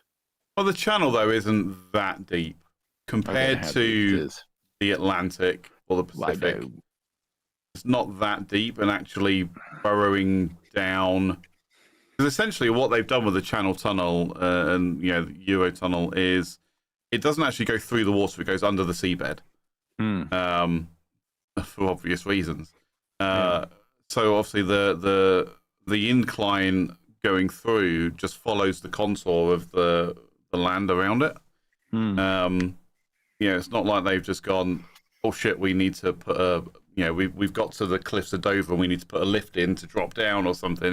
No, they've just designed it so it inclines along with the seabed and then back up the other side as well. And the same with I think about like the Dartford Tunnel that crosses the Thames. It's the same thing there. It doesn't go through it literally just follows the bed of the river down and then back up the other side. Yes, it's still quite deep, and you're still going down a fair way, but it's not really as deep as you think. Yeah, you got Mersey Tunnel as well. Mersey, yeah. Tyne Tunnel, up in Tyne and Wear. They're all the same. They just follow the contour of the seabed, and again, like you say, the engineering that goes into it is mind-boggling to me. Bex has been in the chat and said apparently the stones were pulled. You can see the tracks in the land around the stones. Oh, okay. I've never been to Stonehenge, I don't think, or if I have, I would have been very, very, very young, and I don't remember. I've driven past it a few times. Yeah, driven past it and gone, Stonehenge. Yeah. The largest henge in the world. Stonehenge. That's it. You just kind of, as you drive down the road and you're like, oh, Stonehenge. And then you just keep going. You're like, I've seen it now. Carry on. Yeah. What else was Beck saying? She said, and their positioning is something to do with lining up with the sun. This is where you could start going real conspiracy theory and going, it's all aliens. Only aliens could have positioned these things with such precision, with such meaning, and the same with the pyramids as well. Only aliens could have built something so, so perfect, and it's like how the three pyramids of Giza all line up or something to emulate Orion's belt or something. It's like, what? I mean, some people go really mad with this stuff. There is a lot of that, because there's pyramids all over the world. Yes. Which in of itself is a bit odd, isn't it? It's like, why on a completely different side of the world with people who would never talk to each other, who would never know each other, who would never travel from one side to the other, how have they ended up all going for pyramids? Physics. And what? Physics. It makes sense. It makes sense. How are we going to make this thing really big and tall? People would come up with the same design at around the same time, because as the human race has evolved, so is our intellect, and our we continue to drive for learning. That's just built into our genetics that we want to learn and grow. So it stands to reason that people would realize that the shape of a pyramid is actually very strong and structurally sound, that actually they'd end up building roughly the same shapes in different parts of the world at around the same time. Yeah. And the same when you look at fire and make wheels and other things. Yep. Paper. Yep. Toilet roll. Yeah. Or if you're French, we'll just blow a jet of water up your hoop and call it good. Yep. But yeah, I mean, I love listening to some of the conspiracy theories around stuff like that, especially when it comes to aliens and people trying to prove the existence of aliens, and like, whatever, if you say so. but certainly previous civilizations that could have been wiped out very easily by something. Because the thing is, it doesn't have to be an asteroid. It doesn't have to be, some mega atomic war or something that happened. It could just simply be, a virus that killed us all off, and then there was the next civilization that came off the back of that. Yep. Yeah. Absolutely. Yep. All the pyramid. This is Dave. Says first of all, he says yes, Bex. The summer solstice. All the pyramids in the world are all also positioned in the same formation on the Orion Belt. Oh, that's what you just said. Oh. Yeah, I knew Orion's Belt came into it somewhere. Yeah. It's one of those that if I get a clear night where I am, I'll look up and I'll be like, oh, there's Orion's Belt, and there's Betelgeuse, and there's Jupiter and Mars, and and if I'm really unlucky, I'll get to see Uranus. Yep. What a night. Yeah. David, what is your explanation? This is what we want. I don't want to know what we know. I don't want to know what people are, what we can say is true. Like, for example, Stonehenge exists, or the stone came from here, and there's tracks in the ground, or anything like that. Why? What do you think happened? Do you think it was aliens? Are you one of those people? Do you think it was an ancient civilization that actually had power saws and shit? So please do get in the chat and tell me what your thoughts are, even if it may be some sort of conspiracy theory. Although it's not, is it? I mean, that's not conspiracy. It's just a theory. I say it's just a theory. Yeah. A theory that some people conspired to build a pyramid. But why did they do it? Again, you talk about all the pyramids lining up with Orion's Belt as it, goes over a certain part of the world at a certain time of year, or whatever. You can, maybe this is just, messaging that gets transported across the world over time. You can kind of liken that to religion as well. And, you look at Romans and Greeks and Norse mythology, they all have multiple gods that are in charge of different aspects of life or something, and you know, it seems inconceivable that, you know, on different continents around the world, you know, thinking about the Americas here as well, that they had, you know, not just one but multiple gods that all did different things, but when you compare them to other mythologies, they're basically the same. You know, god of the sunshine, god of trousers, you know, god of tying your shoelaces together so you fall over when you stand up, you know, that kind of thing. It's weird to me that they all exist or all are believed in at around the same time. You know, Yeah, with similar traits. but then it's not that unbelievable if you think, you know, you've got people who, you know, let's face it, they don't know what's going on, right? They're not scientists. They're like, well, we don't know about germs and bloody how things were created and all this sort of business. But what we do know is there's this bloody great big hot thing that comes out every day. Okay, and that's the thing that, you know, gives us light. So obviously we've got to worship that. Yeah. If we worship it, it'll keep coming. If we don't, maybe it will never come again. Yeah. And we'll all die because it's colder at night. It really is. So yeah, maybe that I mean, those sorts of things are pretty that's pretty self-explanatory, why people would worship the sun in different communities at different times without having any kind of interaction with each other. Yeah. Anyway, as I say, get in the chat with your theory on that. Yes, please do. Yeah. And now for an egg or two. An egg. It smiles at you. Oh, lovely. So, just to move the conversation along. Are we suffering from an egg crisis here in the UK? I don't know. What makes you say that? Well, I know in America there's a bit of an egg crisis going on where prices have just gone through the roof because there's a shortage or something's happening. Oh, right. And it's causing some kind of egg crisis over there. And I'm not sure if it's affecting the UK or not, mainly because I don't really buy eggs. I don't really know. Right.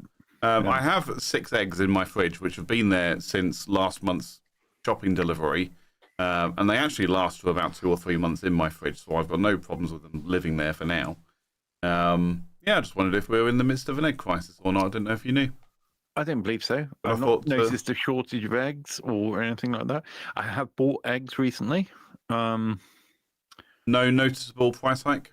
No, I mean, I bought them alongside other things, and I bought them by the dozen. So fair enough. And yeah, I don't see.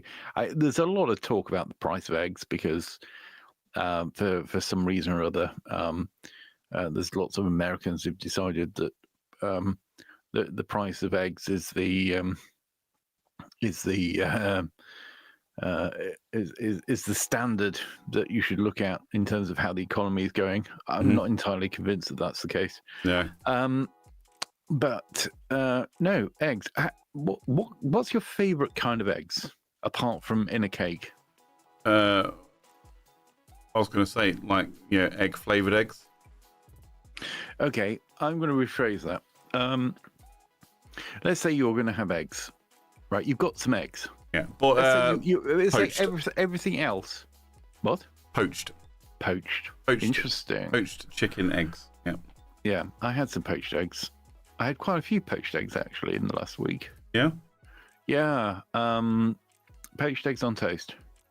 Nice. In fact, one day I thought I fancy some poached eggs, so I had poached eggs for breakfast. Poached eggs on toast. I had 3 poached eggs on toast. So greedy. 3? Jeez. Why is it? What's wrong with that? Is that 3 on each slice, or just 3 across? 1 on each. 1 on 1 slice. 3 over 2 slices. 3 over 2 slices. I mean, that just doesn't feel right to me. That's just I don't know. Well, no. I mean, I say that. I mean, okay, but let's get down to it. So the toast, the way that this works is there's a piece of toast in the middle, and then the other piece of toast is cut corner to corner, and those two halves go on the flat side of the toast. that's in the middle. Yeah. So I've got not corner. I've got triangle, square, triangle. Yep. Okay. So that's a very pleasing configuration of toast. Mm-hmm. Okay. Got to agree with that. And then on the middle piece of toast, that's where my 3 poached eggs sat. Fine. Okay. Now, people talk about eggs. Like, if you say, "Oh, I had 3 eggs," they go, "Bloody hell, 3 eggs." That's because back bloody 30 years ago, they were saying, "Oh, eggs really bad for you because of cholesterol." And then you had what was the face? The one who had an affair with the John Major.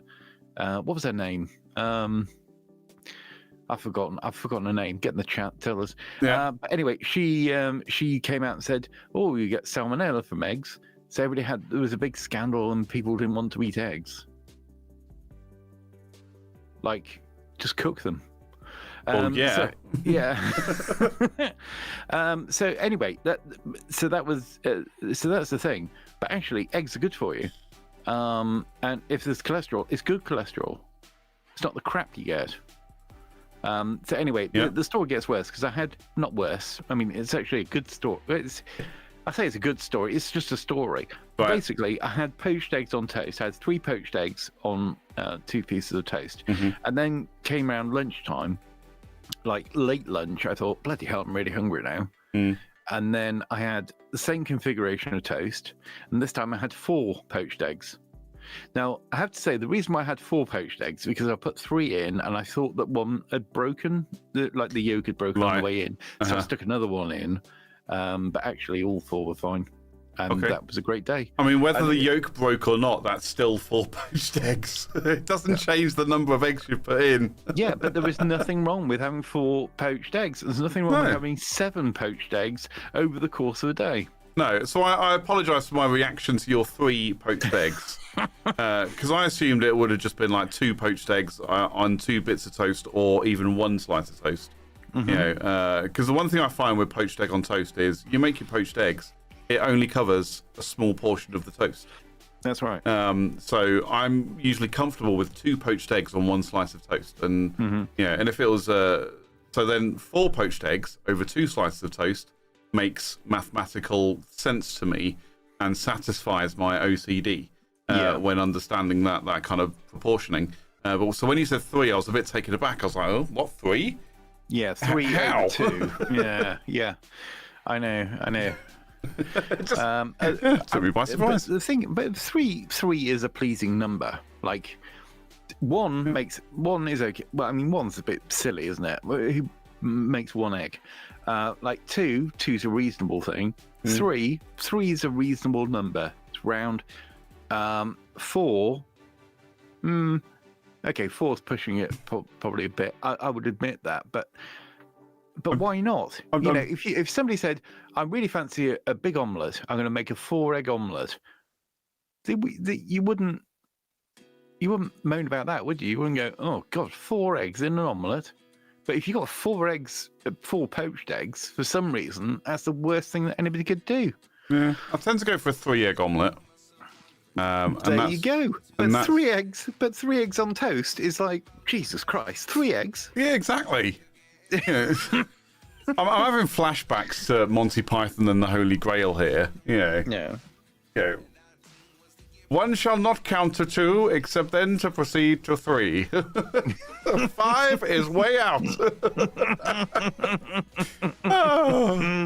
I was having flashbacks. But yeah, no, so yeah, 3-egg omelette is usually about standard. And I think for me, that there's a couple of reasons for a 3-egg omelette. So if I buy half a dozen or a dozen eggs, it's easy to divide those by 3. So you can say, I'm going to have 4 3-egg omelettes, using this pack of 12, or 2 3-egg omelettes from this pack of 6, or whatever. But then the poached egg scenario goes to, well, I'd rather, I'm happy to have 2 poached eggs on 1 slice of toast. Then again, I can evenly distribute that dozen eggs without too much trouble. So yeah, then saying, oh, I'm going to have 4 eggs. Well, if I've only got half a dozen eggs, using 4 of them in one go feels excessive to me and my, my way of thinking. But yeah, 3-egg omelette. So there's that. There's the proportioning side of it out of a half a dozen or a dozen eggs. But then the size of the frying pan that I use as well. And the fillings that I want to put in, 3 eggs is more than enough, because then I put in a bit of cheese, some ham, or maybe some pre-cooked bacon or something, and maybe a bit of spinach if I'm feeling adventurous. I'll put that in there too. But yeah, 3 eggs is usually more than enough. I think I tried a 4-egg omelette once, and I found it was too thick and took an age to cook. Yeah. It was not a good, wasn't a good omelette. Yeah. Yeah. Yeah. Do you like a runny yolk or Not in an omelette? I don't know. Well, no, not an omelette. I'm talking about poached egg. I don't really mind. Fried egg. Yeah, I don't mind either way, as long as it's not so runny that you stick your fork in it and it just spills everywhere. I don't like that. I don't mind, but I don't mind if it's like thick runny rather than thin runny. Right. Yeah. If that makes sense. Yeah, kind of. Okay. Where it's in the process of cooking and it's just starting to thicken up and start to cook through and go hard. Yeah. I'm happy with that stage. But if it's like hardly cooked at all, so if we take this picture as an example of these 2 eggs, where what they could do with that is flip that over to cook the other side of the whites really quickly, and that they'd cook through quite quickly, but the yolks would still be incredibly runny. You'd have to leave them in there for quite a bit to thicken out those yolks. Yeah. Fried eggs are not easy. They need to be. It needs to be a very low heat, and then it sort of builds up. As long as the white is As long as the white is white, yeah. As long as the white is white, and then the yolk is runny. It doesn't matter how runny it is. I agree. Wholeheartedly. Yeah. Excellent. Yeah. We've had some chats coming through. A bit. But David says, I believe we as a species have lost a lot of information. We only believe that we haven't been here for long because religion and what we have been taught. Agreed. Well, that's what I mean. It's like before, say, 5,000 years ago, what was there? What do we know? Bex said, told you it was greedy. Was that about the 3 eggs thing? Okay. Probably. Well, not Stonehenge, I don't think. No. No, well, the thing about that is, I think that obviously, if religion is trying to tell us that the Earth is 6,000 years old, and we could have had previous civilization 12,000 years ago or more, and quite a long way back. I can see why our appreciation of what's come before is stunted by the fact that we've had, this sort of theology telling us that everything started 6,000 years ago. Yep. Hardly surprising. Yeah. Chasmistic events have caused us to restart our civilization. Yeah, I'm inclined to agree. Yeah, I'd agree with that. Yeah, that's what it's like. The question you asked earlier, David. It's do we believe we're the first civilization? Absolutely not. I just don't believe that's possible when you think about where we are in our evolution. Yeah. In the capabilities that we as human beings have, even just down to opposable thumbs. Yeah. I just don't believe for a second that we're the first. We've been around for a very long time. Just as you said, chasmistic events have caused resets. Yeah. Now, for example, 5 years ago, we had a bit of bad influenza, which people went a bit mad over. But if it had been worse, like massively worse, and everybody died, basically nature would have taken over in a very, very short space of time. We've seen that film I Am Legend. Yeah. With Will Smith, and it's like it's not long after this apocalyptic event which wipes out most of the human race. Buildings very quickly just get overgrown with plant life, and animals take over, and because we're not there to stop it. Do you know the most astonishing thing is if you ever go near like a military camp that was decommissioned and it's just left there because nobody's doing anything with it. It's just waiting for, I don't know, house builders or whatever it is. Give it a few years, 5 years, 10 years, or whatever. Everything's overgrown. Yep. Buildings crumble. There's plant life everywhere, it just takes over again. Just have a look at my neighbour's house. It's just plant life. I'm pretty sure that house is not structurally sound at all. Yeah. There's just plant life everywhere. So, if that kind of thing can happen, and it was happening during COVID, actually, because people weren't using things. So, things started to get overgrown. And things were starting to sort of repair from an ecological point of view. If that was 1,000 years, it would be unrecognizable. Oh yeah, it is Buildings astonishing. would crumble. It's astonishing how quickly nature will start to rebuild itself if you leave it alone. Yeah. And it will just start sprouting life everywhere, and like you say, just repairing itself. Yeah. Yeah. So if there was an event there that stopped us, in our tracks, as it were, give it a few thousand years, it would be unrecognizable, and a new us could come up, and evolve, and by the time that they were in our position, sort of looking around, going, well, what happened here in the past? There might be no trace of this, all of this. Well, it'll all get buried underground, and then whatever the next, step in human evolution would be, or the next, primary. I can't think of the word, but that alpha species that lives, that doesn't have any natural predators. They'd come along and start digging stuff up and be like, oh, there's clearly civilization here a few thousand years ago. They'll find, porn magazines buried deep under bushes and all that kind of stuff, wouldn't they? So, yeah, they would. Bex isn't letting it lie about the number of eggs I may have eaten, and says you shouldn't apologise. My reaction was the same. People have got to chill out about eggs. And they are they've good got to for chill you. out about things that are actually good for you. Eggs, milk, by which I mean whole milk, butter, and because like natural things, things that are like one ingredient is an egg. One ingredient is milk. Seven eggs in a day, honestly. Yeah, Sorry, that's what but Bex you like somebody moan, oh God, you're eating, drinking whole milk. Well, glug glug with a bloody 20 Diet Cokes in a day. The amount of different chemicals and things you take on board. Yeah, there was something about.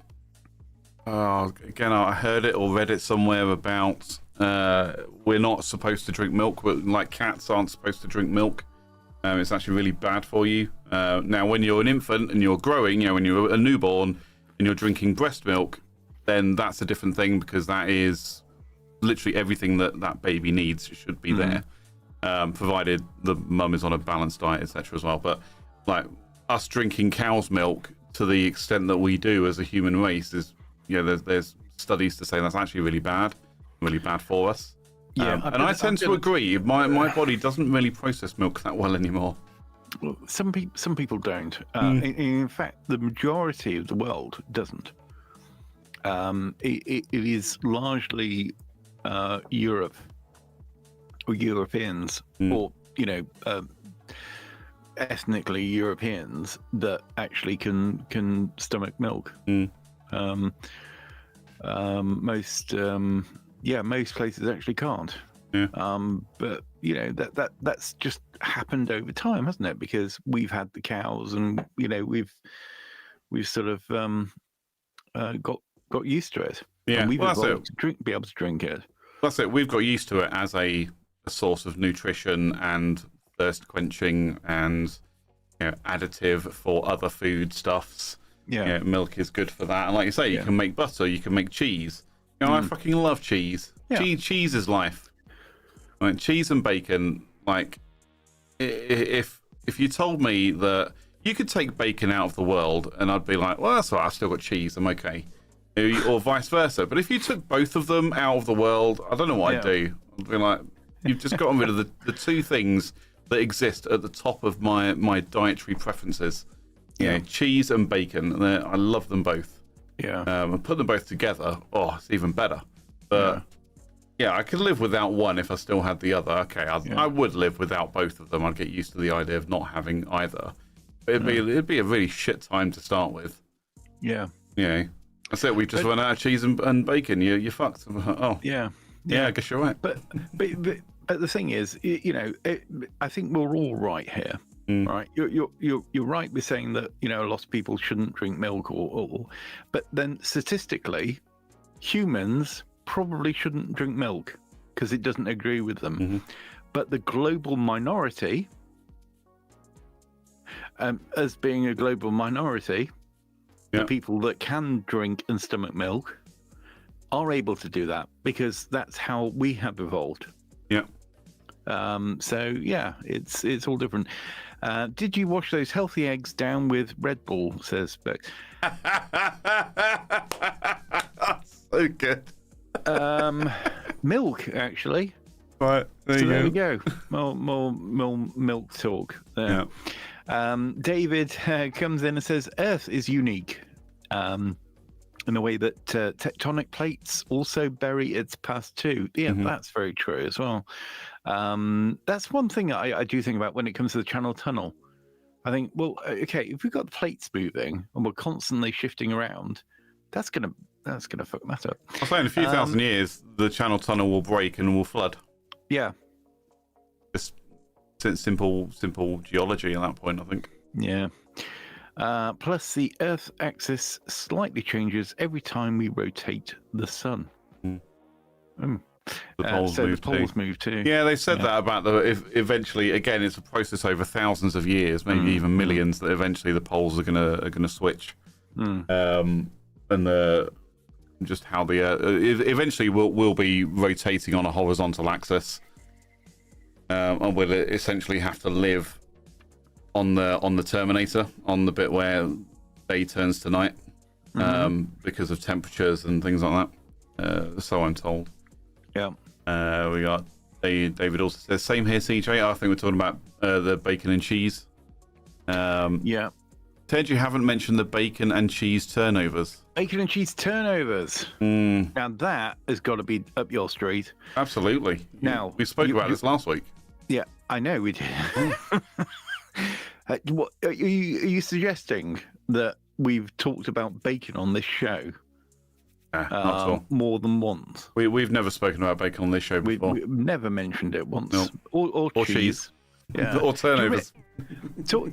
Talking of that, do you remember in the early years, the Tuesday show early years, we actually had an episode which was all about milk. Yep. And then we had an episode, I think it was the next one, all about cheese. All about cheese. And we had mini Baby Bells. We did taste testing. Yeah, because we discovered the Gouda Baby Bell. And they were Gouda. And they were damn Gouda. I think we should do another live cheese tasting episode. Maybe, at some point. Yeah. It's one of those where you're going to have to remind me in plenty of time so I can add it to my grocery order and get some delivered, and then I'll prepare a cheese board and bring it up here with me. Yeah. So anyway, an attempt was made to recreate the bacon and cheese turnover that I told you all about that was great. And in actual fact, it worked. And they were better than the one that I got from the petrol station, strangely enough. which sounds obvious. It sounds obvious, but I've got to say that there's a BP station, which is a what do you call it? The M&S food BP station in Bedford, and I had a great bacon and cheese turnover there. I hands down, one of the best I've ever had. Nice. We used to have, in an old job, we had a food truck come round from Oliver Adams Bakers. Remember those? I think they just changed the name to Oliver's after a while, and then I think they've just disappeared off the face of the earth. Is that an Northampton firm? It was an old Northampton company I used to work for, yeah. Okay. And yeah, the little truck used to come around. And they used to do bacon rolls, and they'd always go, "Oh, we're only supposed to give you 2 rashers of bacon in a roll," but then they'd end up packing it out anyway, and you're like, "Yeah, thanks very much." But they also did bacon cheese turnovers as well, and my God, they were good. They were so good. This is making me very hungry now. I'm gonna have to go make some food. I think we should sign off so I can go get some food. Well, hang on. Bex is in the chat again saying that she used to work for Oliver Adams. Oh, there you go. Well, maybe you used to come and to the company I used to work for. Maybe you used to drive the little food van that they had. Who knows? Yeah. Who knows? Or make them. Did you make them? Were you a baker, or were you a butcher or a candlestick maker? Well, yeah. Which is unlikely if you're working for a baker's, but true. Yeah. Very true. I'd like some buns, please. Yeah. Well, here you go. I've got a candle. Will that do? Anyway, I think it's time to wrap up, Ted. Oh, yes. I'll take your hint this time. Yeah, thanks. Yes, so there we go. That was the whatever you call it. That was the live stream for Friday, the 28th of March. We will see you in April. No, it's not a joke. We will be back in April. Actually, what is the day? Oh, it won't be the 1st of April. No, it won't. It'll be the 4th. Yes, there we go. So maybe we'll have some tales of April Fool's jokes when we come back next week. Maybe. Please do join us if you've got anything to say about this episode. I'm sure you may have, because we've covered quite a few things here. What do you think about previous civilizations thousands of years ago? What happened with Stonehenge? All that sort of stuff. Please do get in, not the chat, but also get in the comments, and you can DM us. And also, as I find myself between appointments, if you have any great opportunities for an individual such as this, then you can also get in touch. I love you just using the platform for job hunting. I love that. Well, yeah, absolutely. That's Why not? I use any platform. Anyway, if you've got anything to say about the show, get in touch. You can DM me at Ted James Media, and you could also email the show at cjandted@thetuesdayshow.co.uk. Yes, do that, and we'll see you next week. Thanks very much. Until then, goodbye. Bye, everybody. Bye. Bye. Bye. Bye. Goodbye. Bye.